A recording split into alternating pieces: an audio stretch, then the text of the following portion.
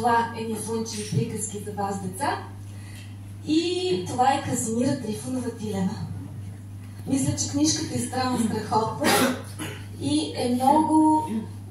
приказките са много поучителни, които са вътре. Заповядай, Кати. Не. Ами, много се радвам. Първо, защото действително издадахме две красиви книги, мога да кажа. И с илюстрациите, и с кориците.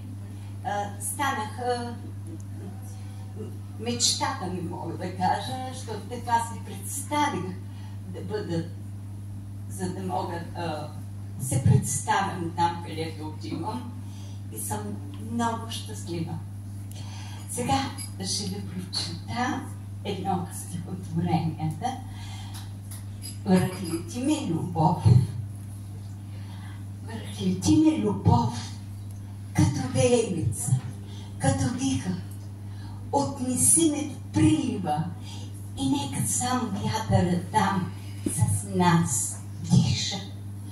Огън и лед нека се състезават и правят водата на пламък, който в пяна угасва на брега.